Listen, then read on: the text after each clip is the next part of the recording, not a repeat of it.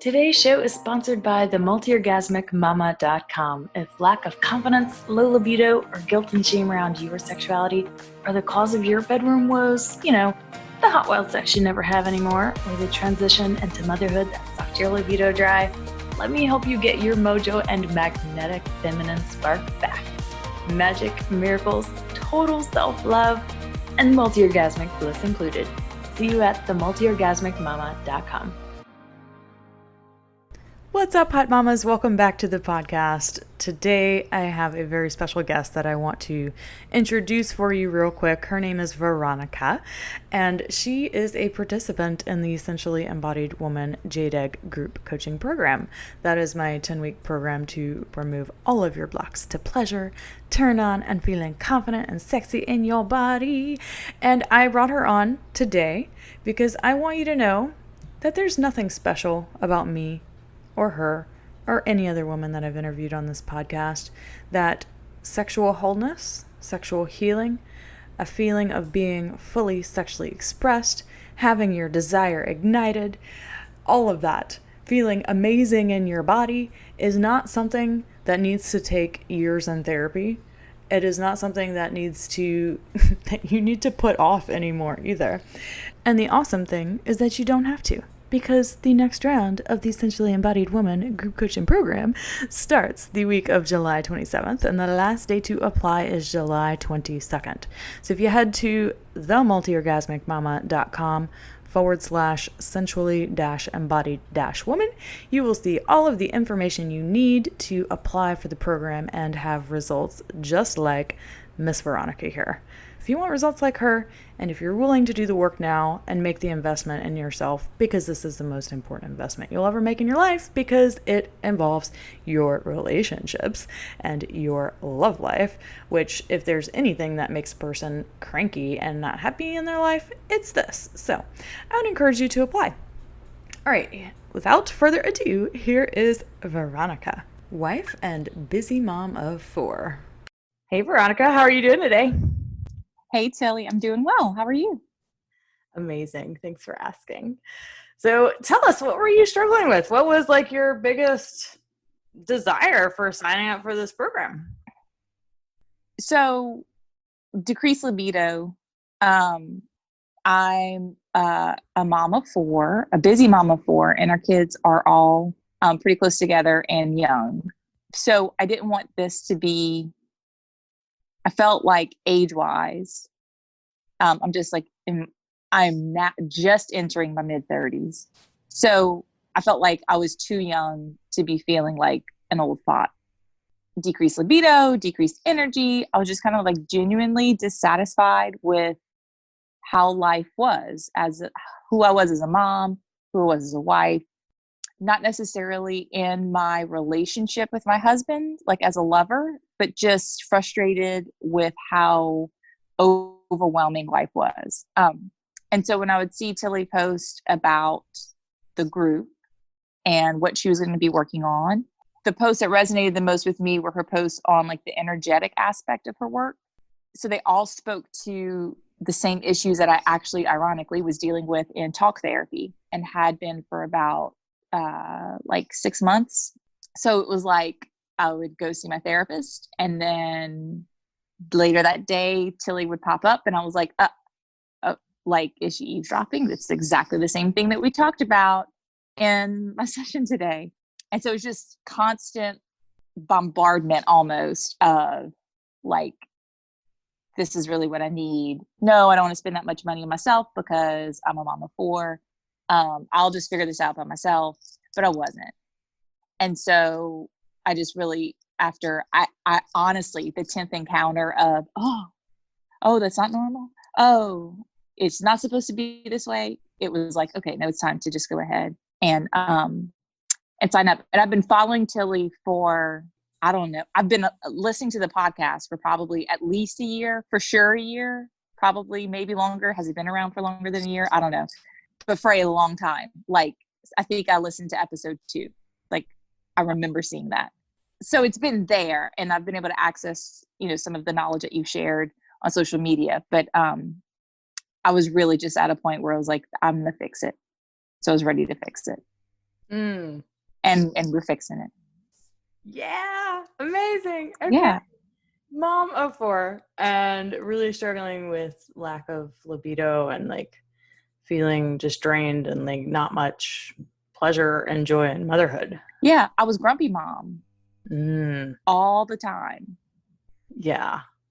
all the time.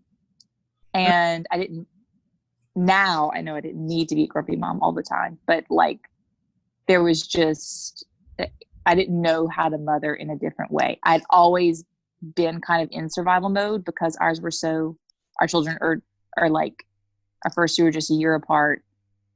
The next one's just like a year and a half apart. And the last two were about a year and a half apart. So I feel like I only knew how to parent in survival mode, and I knew it was time to get out of it, but I didn't know how. Yeah. So I think it's interesting that you were doing talk therapy at the time Mm-hmm. and this still pulled toward you. Like what happened there? Like what was the thing that was like this is totally different than talk therapy and I know I'm going to get something different out of it. Like I'm curious how that. Well, my talk therapist wasn't teaching me how to have really good orgasms, so that's a big one. Yeah. I think that if I hadn't been in talk therapy for as long and hadn't had the breakthroughs that I had there, that I wouldn't have recognized the need for additional work with you, that it needed to go further, that there was more, like things had gotten better and I was understanding myself and who I was and why I made the decisions that I made and why I behaved the way that I behaved. Like talk therapy was vital for that. And I think if I wasn't in it, then I wouldn't have recognized those needs that were going to be available to me in your program. And it didn't help my energy level. Like it's like great, I know why things aren't working out, or I know the reason why I feel the way that I do, but like, and now it's time so how do I not feel this way? And that was where I felt stuck. Mm-hmm. And so it was the knowing that I was going to get a blueprint or a roadmap out of it was a biggie. Yeah. Okay. One thing that I often hear from busy moms, especially if they're new moms, is that I don't have time for this. I'm too tired. And you had that too. And you Yes. wanted to do this because you're like, I know there's something around sexuality and energy. And like, if I can get that ignited, then I will have more energy. So Yes. tell me about that. Like, how did you overcome that challenge of being like, I have 4 freaking kids and I'm tired all the time. Why am I going to add another program or do something else when I'm already going to therapy? Like, I'm just curious how that went too. So it'll be 2 years this July. 2 years ago, I worked with a health coach. Had done like a year of intermittent fasting and lost and it wasn't just like baby weight. It was like all my life weight. Like it was stuff that I was unhealthy and I didn't like, and even like boo on all that. Like I didn't like how I looked. I didn't like how I felt. I didn't like how clothes fit me or if I wasn't happy with that, then I needed it to change. And I did intermittent fasting for a year and lost some of the weight and like worked out and stuff at home, but like never really pushed myself and was kind of stuck. So realized that I needed to invest in, if this was something I really wanted to do, that I needed to invest in my health and well-being, which is going to be better for my family because a healthy mom is vitally important to a healthy family. And I worked with the coach for it wasn't quite a year anyway, and had a lot of success. And after working with her, so like she helped me understand how my body works, helped me understand what was best for it and why that was so, and pushed me to do more and be better, and reminded me that I could do it. It was hard. Not as hard as I thought it was going to be, although there were some days that I probably literally cried because I wanted a Snickers. But like the payoff at the end was worth it. And so at the end of that, I was in possession of the tools that I needed to continue to be healthy and to continue that lifestyle. And it really has become like a lifestyle. So I'd already made a big lifestyle change and saw positive results from that, and knew that I could maintain that, for another year, and even amplify it like when I needed to. So the thought of doing another program really wasn't super intimidating, because I've done hard things and I knew that I could do it. Now, when I signed up, there was no quarantine. So I had, a good 2 hours every day that all of my children were at school, where I had the luxury of watching doing all of the work in that little bit of time. And so when quarantine happened, I thought that we were going to push pause and then finish the program later. So the hardest part was keeping it up during quarantine. But that also came at a big turning point in the program for me, when I realized that I was not communicating my needs, and that my needs are as important as everyone else's needs, because as moms, we put ourselves on the back burner. And so it really made me have to say, this is what I need. I need 30 minutes today to go do this. I need 10 minutes today to go do this. And doesn't that sound foolish that we would feel guilty for saying, I need 40 fucking minutes? Like, that's ridiculous. Mm-hmm. So, but it's hard to say that. It's hard to say those words. And so that was kind of my priority. So initially I had budgeted the time differently for when I would work on the program. And so that had to change. And part of my ability to adapt was because of the program, but that's a big, long story. But yeah, so it was just knowing that something had to give. I needed to do this for me, for my relationship with my husband, for my relationship with myself. Sex had gotten not boring, but like, the episode of Friends when she's like draws the erogenous zone. She's like, okay, so you do a 1 and then a 1 and a 2 and then a 1, 2, 3. So it was literally like that. Like I had like a pattern, and if you press the buttons in that order, an orgasm would happen, which is fine. But like stuff happens, and what if a button malfunctions or whatever? It was not consistent, and I was getting very frustrated, and I didn't want that to be something present in my bedroom. And then that kind of, when that's the energy or that's the tone that you've set, or that is set in your body, then that carries over into everything. And so it was time for a change, and it was time for me to take 30 minutes a couple times a week to just do what mama needs to do. So it just kind of had to be a priority for me. Yeah. There are a couple of things about your relationship and experience that I want to point out. So you've been with your husband for 20 years, right? And yes. Married for 10. Yeah. That's a long time. And he was my first, and only everything. There was, and in doing the program, realizing that there was some hurt there that I didn't initially perceive as hurt, but a lot of the things that I learned in the program made me realize that there was some trust that was broken along the way that needed to be mended. So those were a couple of hard and heavy conversations to have. But at the same time, being together for so long, there's such a level of trust there.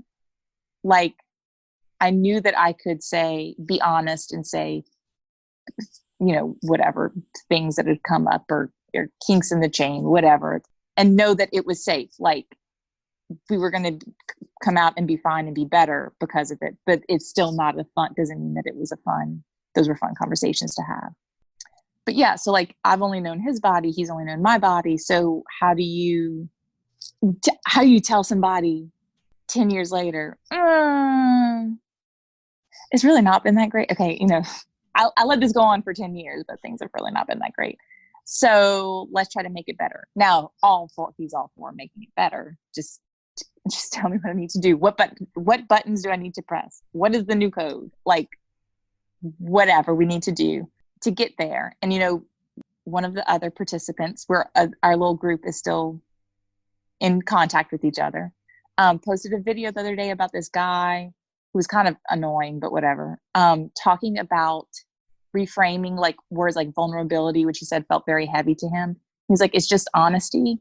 And so I feel like this program really makes you teaches you how to be honest with yourself. And then in doing so, you have to be honest with others. Like you can't perpetrate a lie anymore. It wasn't an intentional lie, but it was, I don't know what you call it. It was like you get reprogrammed and you're like, oh, none of that was true. It all needs to be readdressed or whatever. Needs have changed, things have changed. Shit. I mean, have you looked at yourself lately? Like physically you've changed. So birthing 4 babies, doesn't, it leaves its mark. So, it makes sense that what we would need now or what I would need now would be very different from when we were newlyweds. So, there was a lot of that honest, having to be honest with each other, but that makes you closer. It was all good things, but difficult stuff. Yeah. Yeah. There's a reason that you call it like putting in the work, because it is work. Mm-hmm. For sure. Yeah. Thank you for sharing that. Yeah. Also, you had mentioned that since you don't been with him and only him for 20 years, there was like, all of your sexual experiences were based with him. And there was like a lack of inner knowing of what you really wanted and liked for yourself. Yes. So where were you with that when you started the program? I had experienced self-pleasure before, but it was never like anything fantastic. It's still not something that I'm like, that I get super excited about, but that's just because our intimacy is all about being intimate with each other and being connected to each other. And that amplifies my experience by 100. So because I was not super familiar with self-pleasuring, I don't think I had it all since the kids. I didn't know what I liked. I don't know what my body wanted. I didn't know what my body wanted. I didn't know what felt good, what didn't feel good. Like I said, like the code didn't work anymore. The pattern was failing. So like, what does work? What is the new pattern? What is going to feel really good? And I feel like exploring that on your own can be very daunting. Like that's a big task. But this broke it down, like each week you got in a little bit deeper and a little bit deeper and you tried some new things. And it was a gentle way of learning what feels good for your body. And then that's really fun information to tell your lover. Like, hey, guess what? I found out that, I don't really like oral sex. I would really rather have this happen to me. So, and I feel like some of it's like stereotype stuff, like things, even in our very last session, things that I thought as a woman were supposed to feel good, to have you say like, it's okay, it may just not feel good for you. I was like, what? That's supposed to feel good for everyone. But like, I never gave myself permission for things to either feel good or not feel good. Like I was always trying to just get to climax and not enjoying the ride.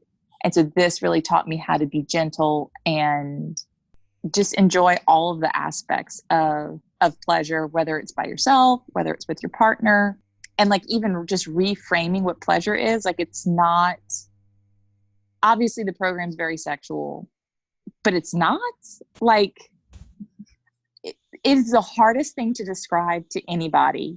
Yeah. Because yes, sex is a big part of it. It is so feminine.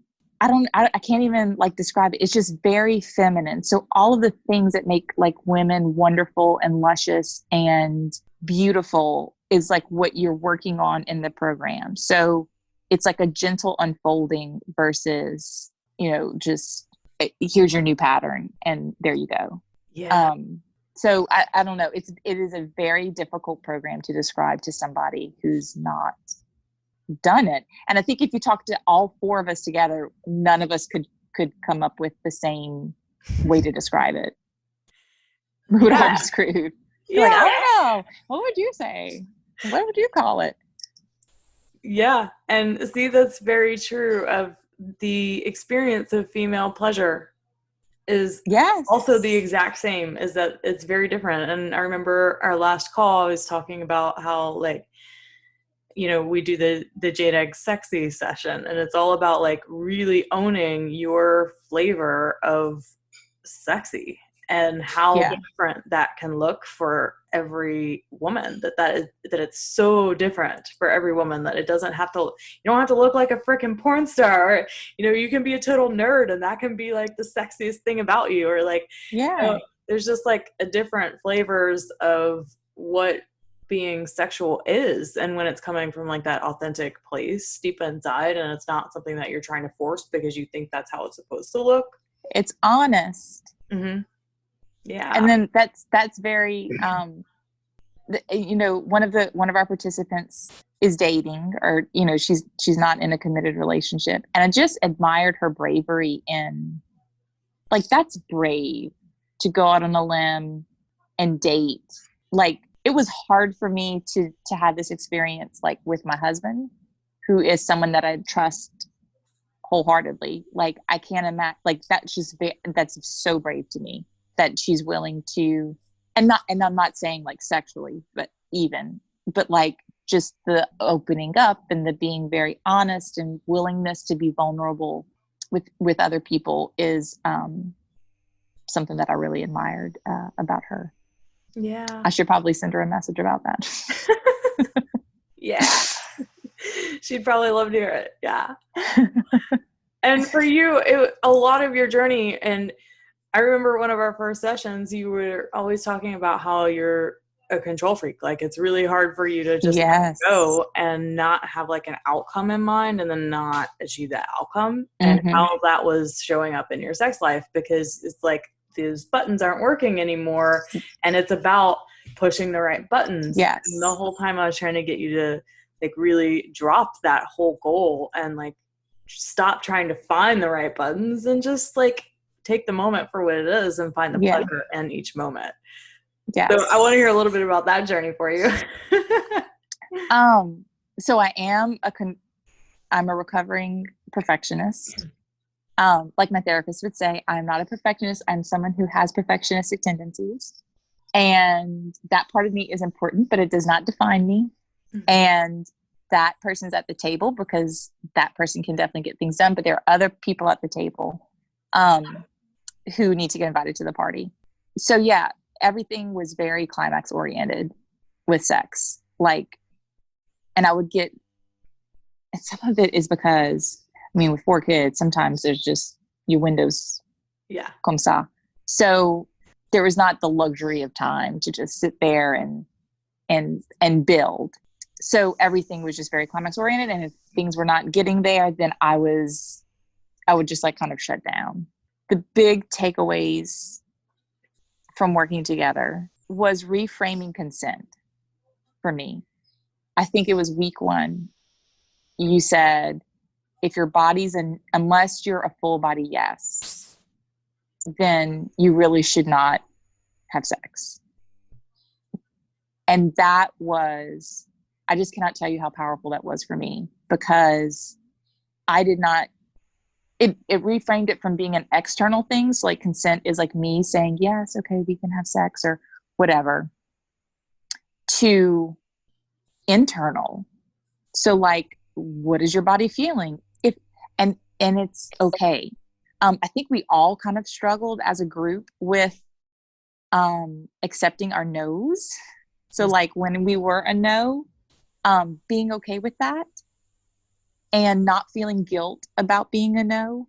And that was one of the hard conversations to have with my husband, because I think a lot of the times it's like, okay, well, if you can just come, then we can go to bed. And that does me a disservice. That's devaluing myself and allowing myself to devalue myself. It's not him. That wasn't him saying, I need to do this. That was me taking that on. Being a good wife. Being a good wife. Yeah. So that was a big deal for me. So being able to say, you know, I'm just really not feeling it tonight. And it was hard at first, but once you go into it saying, okay, well, today I'm a full body yes, and having those experiences, it's highly motivating to respect, like you see the power in the yes and you feel the power in the yes. And there's amazingness in the power in the yes. And so it makes the no's a little bit easier to handle. Like, okay, you know, we can either have really shitty sex tonight that's probably going to cause some like damage, not necessarily physically, but like that's going to hurt emotionally. Or we can wait until we're both, I mean, he's always a yes, so whatever. But like, we can wait till I'm a yes. And then it can be like outstanding, amazing. Because look, a guy has an ego and they like the results of a full body yes. Because then when they go and you're like, eh, then sex is meh. And they're like, well, okay, now hold on, lady. Last week you had said that was the best orgasm of your life. Now he has goals. And so he wants to always push it to that point. And so really realizing what needs to happen for me to either kind of turn up my dial. So am I a 0 today? Am I a 2? Am I a 3? What would I need to make myself into like a full 10? And some days I am a 0 and nothing. In the sentence, done. Mm-hmm. I'm done with people. I need to go to, especially during quarantine. Like I just need to sleep. But sometimes it's like, maybe I'm a 5. Maybe I can get to a 6. And then you kind of work your way up to a 10. It's called Foreplay. And it's something that I think we forget, or we think it has to be a certain way. And foreplay for you know, one of us was very different from foreplay from the other one of us, which was also another great thing. I don't know if I talked about that, but I initially did not want to do it because it wasn't private, because it was in a group of people, of strangers. That made me nervous.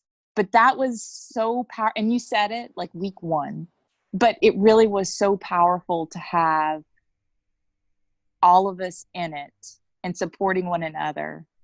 And, you know, we're the only 4 people that knew what that experience was like. We are the only 4 people that could understand when we use new terminology to us, or when we were there from the beginning to the end of the journey. And that was really powerful. But yeah, that was a really big thing. And so when I know that I'm a yes, it's so much more easier to like just surrender to what things are. And I have a more powerful voice now in my bedroom and saying, I don't like that. Stop. Or I do like that. Please keep going. No, I didn't say to change. I said to keep doing exactly what you were fucking doing. And really being able to, you know, feel empowered in that. And it's not, oh, well, let's try. Oh, it's like, I know this is right. This is wrong. This is work. This doesn't work. Yeah, totally. Okay. Well, tell me about the self-pleasure thing, because I know you had a really big win there. And also tell me how your energy levels feel different after doing this. So I was actually able to self-pleasure without like visual stimulation, so without porn.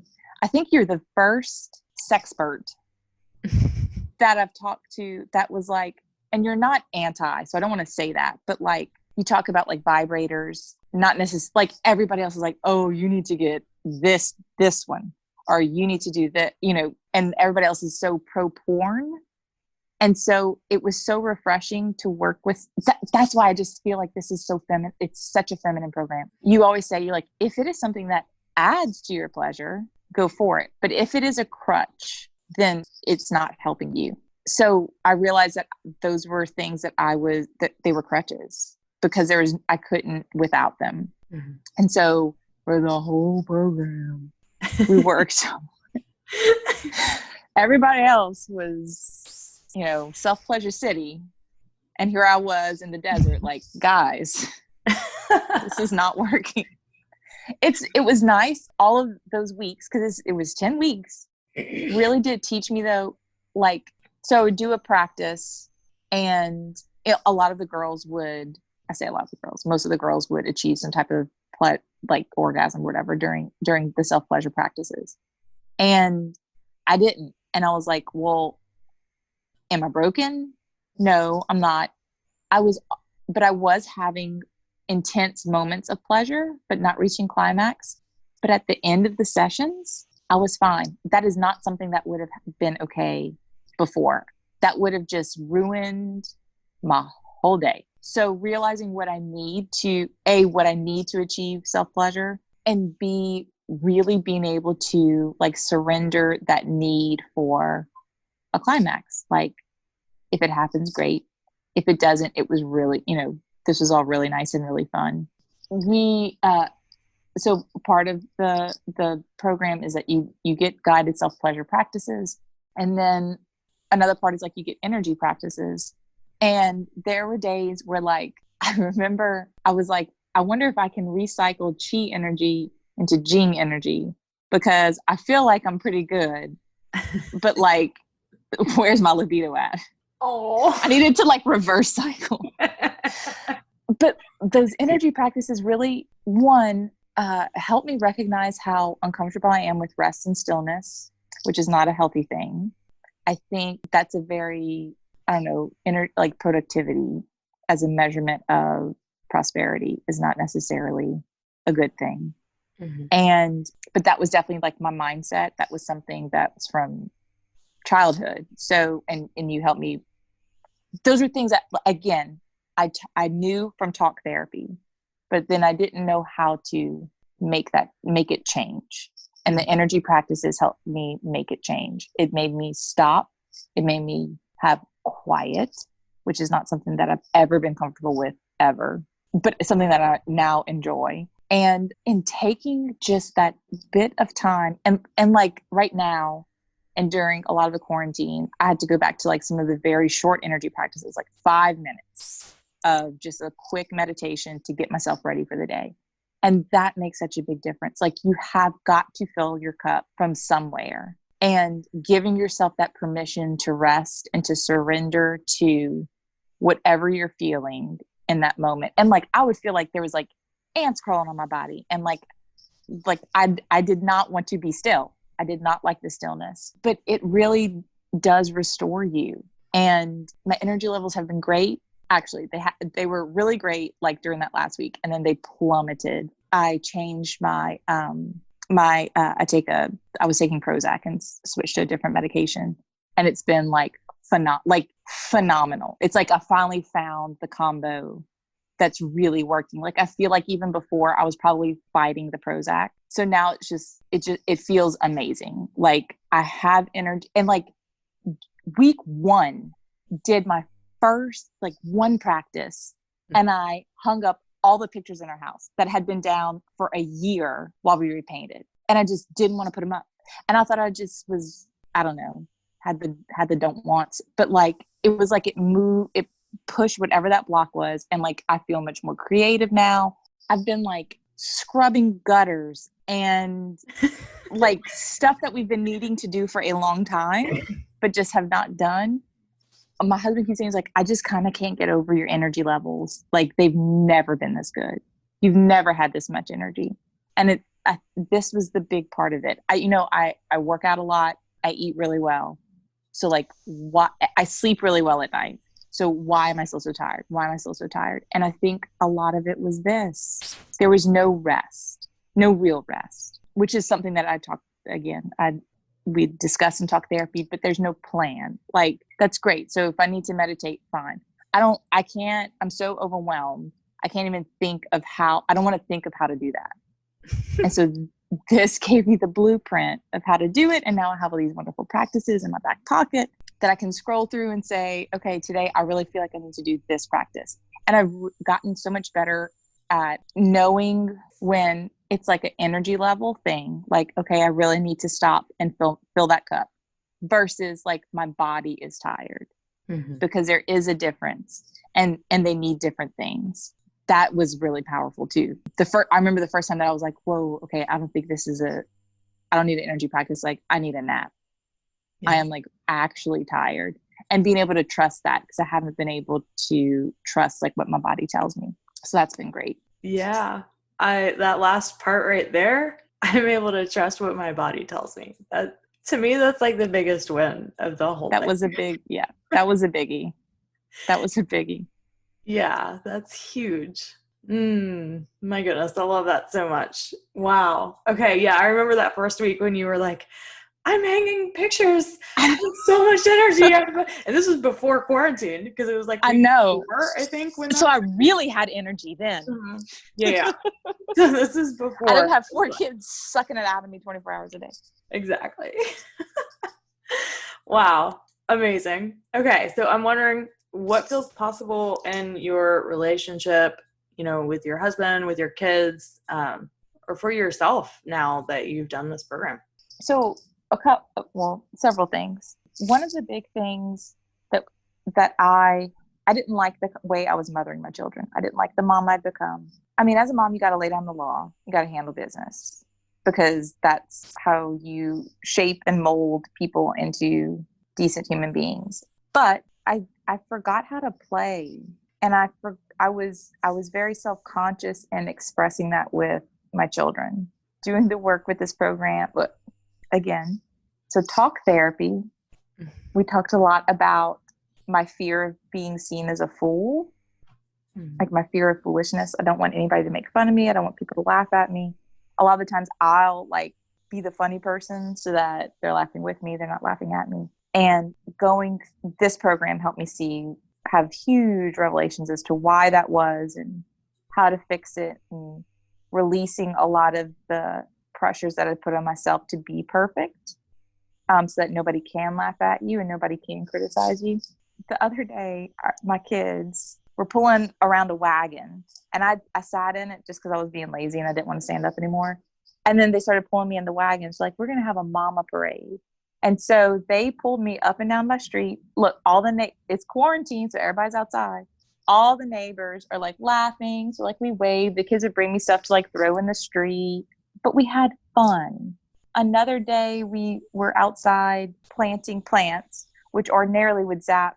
I love to garden. I like getting my hands dirty. I like the dirt under my fingernails. I like the creativity of planting a bed, but it usually wears me out. So by the end, don't fuck with me, because I'm tired. And we planted a bed. The kids were doing something, I don't remember what, and I squirted one of them with the hose. And then it was like, oh, it's a hose wash. Well, then my husband got the hose and squirted me with it. Now, ordinarily, I probably would have maybe divorced him. Like, that would have just ticked me off. But we just laughed and we had fun and we all were soaking wet. And he was like, this has never, ever happened since we've had kids. Never. And it made me sad that like my kids didn't know that their mom can be fun. And so one of the things with the program is like, when we talk about pleasure, it's not always a sexual thing. Like, it's about finding pleasure in everything and in all aspects of your life, and being open to what that looks like. So before, I would be very shut off, because a lot of the times pleasure is fun, but it's silly and it can be foolish. So I'm so happy that like I've reignited that or opened that up with my kids. And that's not saying that mama likes to play all the time, because there are times that I don't want to be the baby dog anymore. And y'all need to just go play. That's why there's 4 of y'all. There's somebody else for you to play with. Mm-hmm. But much more willing to like engage with them.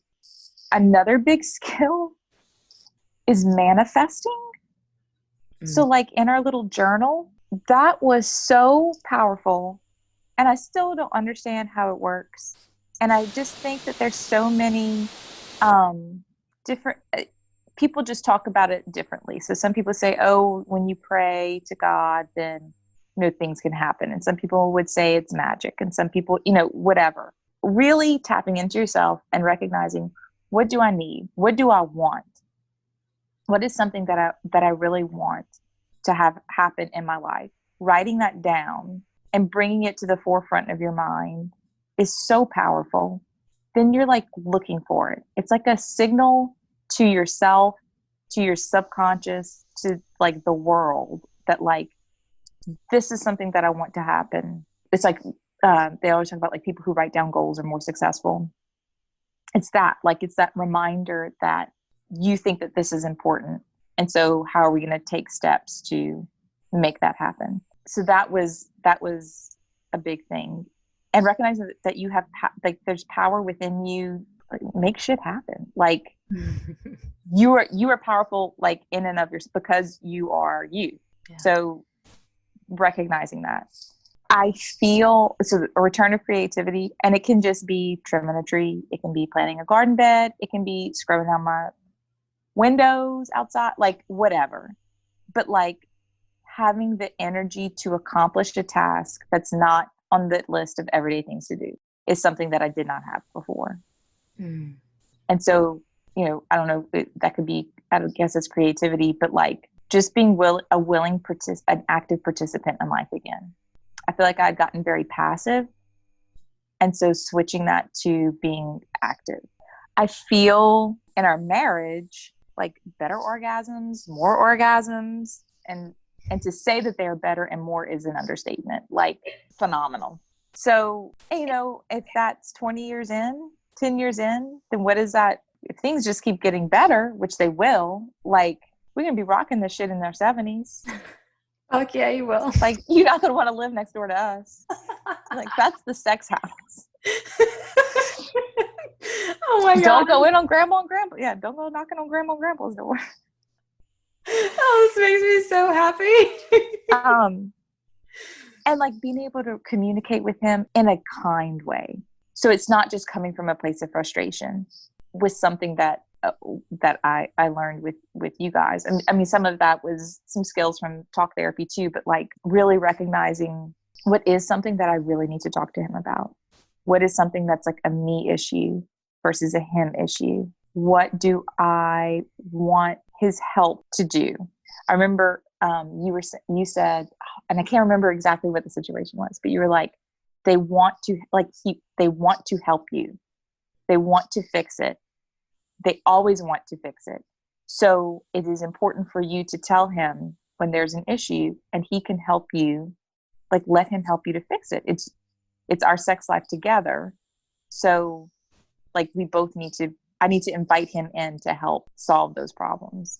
Mm. And obviously that would go across all that. I mean, that's across all aspects of life. And then I feel so much more prepared for discussing these issues with my children as they get older. Mm. So much more prepared, especially for my girls, in a way that I didn't know, but even for my son, like just that. So having the talk, this series of talks, I think is something that's very intimidating for all parents. And it's like, I just so don't want to mess it up. Yeah. And so just because I know that there's such long-term implications for that conversation. So I really feel like I am much better prepared to have those conversations with them and prepare them for their, like, you know, embracing their sexuality versus repressing it. So, but all in safety and love and truth. So that is a biggie. And in recognizing the dampening that I did to myself to fit a mold, to recognize when I'm having a tendency to do that to my children, and being able to stop and really reevaluate and reassess. One of my children is very creative. Her room looks like a junkyard because she's always creating. And that is just how her little brain works. And I am the opposite end of that. I am creative, but like, honestly, if you give me a room to organize, like, I will have the biggest smile on my face because that makes me so happy. Like, just bringing order to a situation. So her little chaotic world drives me bananas. But recognizing that that's me, that's not her. It's not bugging her. I mean, sometimes there's a safety issue. Like, if there's a fire, you have to be able to get out of this room. But really being able to see them for who they are and recognizing when something's my own trigger and being able to kind of edit that out of myself because it's something that I don't want. Yeah. Mm. So those are all my big things. Amazing. So what type of woman would you suggest, or would you think would or should join this program? So I think, first of all, if your orgasms are shitty, are you not having any? Are you not having a lot? You should sign up. Because that really, sex is such a connector, but great sex is like, I don't know, like a welder. I don't know what there's no romantic term for like forging that, but like, I think just maximizing your pleasure in that is super important, and prioritizing your pleasure and realizing that it's okay to prioritize it. Like there's that meme that goes around. It's like, if the advancement of the human population was dependent upon a woman having an orgasm, there'd be like 8 people on Earth. Like, that's sad that that's even a thing, but it's a thing. So like, if you're one of those women, sign up. I think people who feel like really low energy, or people who feel stuck. I feel like that was kind of a sensation I had. I didn't know that that's what it was, but now I know, looking back. Like, you're just stuck in a place that you don't want to be in. Like in a funk, whatever. I think they would benefit from it. I think young women, I mean, I'm not an old woman, but if I'd have known this shit at the beginning of my sexual journey, that would be some very powerful knowledge to have. So like, it's not just for older women who have lots of children and, or whatever. It's not just that. Like, I mean, if I'd have been 20 and known all this stuff, that's life-changing. And any woman with a lack of self-confidence.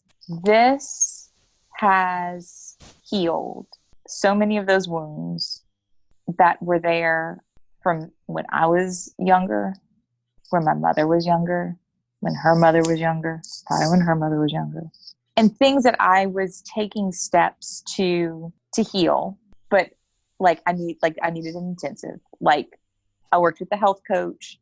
Okay, so, and she would even say, she's like, so is there a number that you, once the scale was there, that you would say, I'm done? And I was like, honestly, probably not. She's like, that's an issue. You have to, at some point, you have to just be happy with who you are, all aspects of who you are. I think that's where the group really came into play too. Like, having a group of women who were going to love you through this, whether you were light and peppy, whether something really funny happened, or whether it was just dark and shitty. And so kind of like that unconditional love, which I have from my husband. So that's a validating thing. But to have it from the sisterhood, because that's where the wounds were from. Mm-hmm. This wasn't some man that made me feel bad about myself. These were women for years. And so it's like, you need to work with women to heal that. Yes. And so that would be my other big thing. Mm. So beautiful. I love how you pointed out that you feel like it's a feminine program, and that it also was able to heal some of those deep inner mother wounds, really. Mm-hmm. And how you were able to discover and empower your own inner feminine through all of this too. And the program, I love that you said that. I've never heard anyone say that. I mean, I know that, yeah. But I've never heard anyone else say that it's very feminine, because it's not about giving you a guided self-pleasure practice. And in the guided self-pleasure practice, I'm not telling you how to do it, right? No, yeah. Yeah. There's no technique, right? No. Yeah. So that is all a very masculine thing to like, be like, no, this is how it happens. Step 1, step 2, step 3. But female sexuality is not that way. It's not that way. It's something, it's an essence, like an original essence inside of you that you get to discover and that you get to express. And that is what the guided self-pleasure practices are about, are like helping you to tap back into that original expression and feel safe to express it. Yes. And it's a guided self-pleasure practice. It's not like It's not a how-to manual. Mm-hmm. It's just a guide. Like, so you don't end up, picking at your fingernails or whatever because you're distracted. Like, it keeps you on task. There you go. Helps you stay in the moment. Yes, exactly. Awesome. Was there anything else that you wanted to share before we wrap up? I'm checking my notes, but I think I got it all. Awesome. Oh, well, thank you so much for this extremely vulnerable and epic share. And wow, like that was incredible just to hear that whole recap. I think my favorite part about having y'all on the podcast is just giving you that opportunity to like have that reflection of your own change from your own work. Yeah. And just, giving you that space to do that, because y'all have all just transformed so amazingly. I'm so proud of you all. Thank you. All right, Veronica, thanks for joining us, and we'll talk to you later. All right. Thanks, Tilly. Okay. So if you're seeing yourself in Veronica, which I'm sure many of you are, because her story is very common across many women that I talk with, I would highly encourage you to go apply for the August round of the program. You can head to themultiorgasmicmama.com/sensually-embodied-woman, and you'll find all the information you need there to get started. And when you apply, all you're doing is booking a call to talk with me and determine if it's a good fit for you. So go apply at themultiorgasmicmama.com/sensually-embodied-woman by July 22nd, and wait for your life to be changed, hot mama.